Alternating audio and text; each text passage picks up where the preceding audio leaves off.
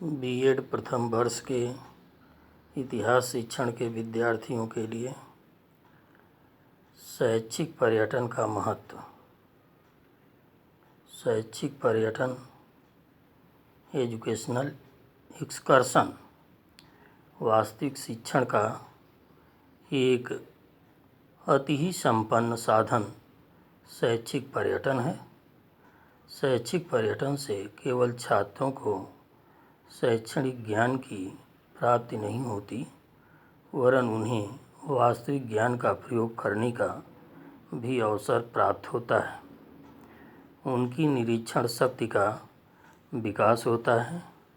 इसकी महत्ता के संबंध में कहा भी गया है, excursion when properly conducted satisfy two main concepts of educational theory, the motivation of the desire to learn and the actual learning।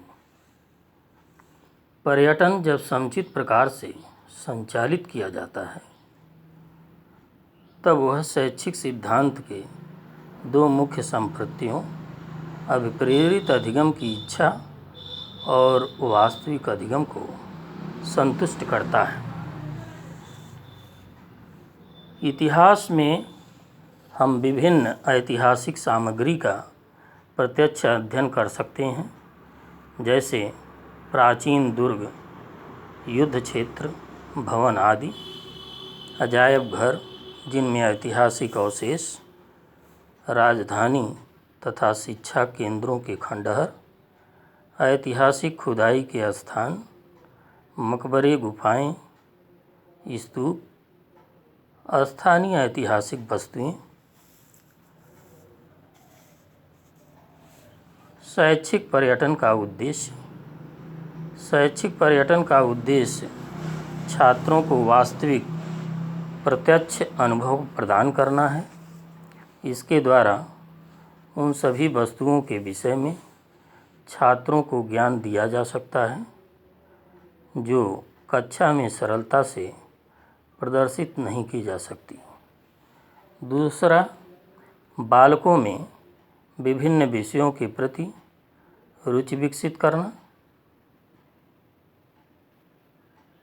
तीसरा, प्राकृतिक वातावरण में अपनाए गए अभ्यासों को देखकर निष्कर्ष पर पहुंचना।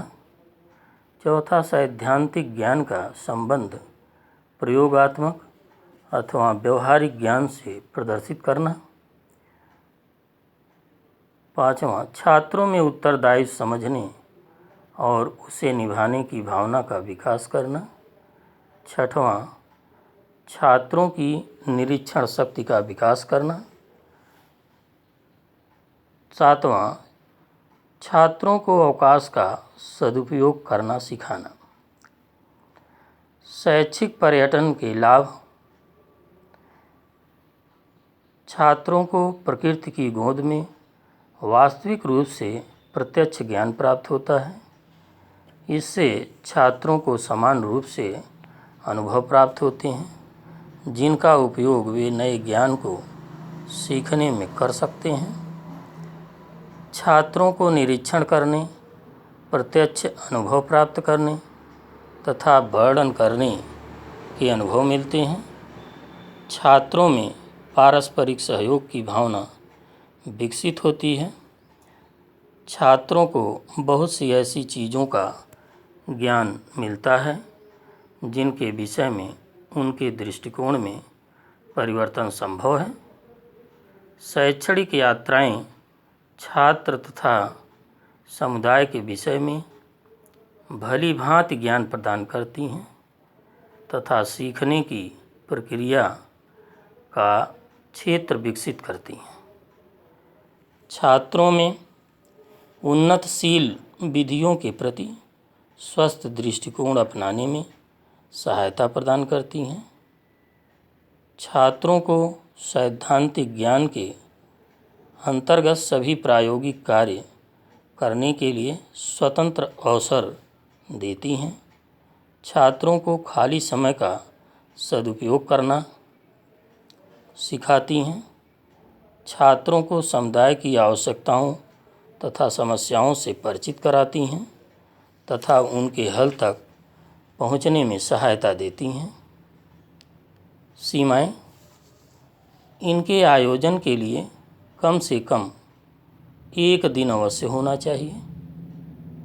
केवल 1 या 2 घंटों में यह संभव नहीं है।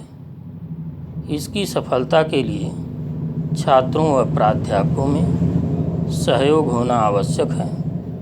शैक्षणिक यात्राओं में दुर्घटनाएं हो सकती हैं, उन पर ध्यान देना चाहिए तथा आवश्यक सावधानियां बरतनी चाहिए।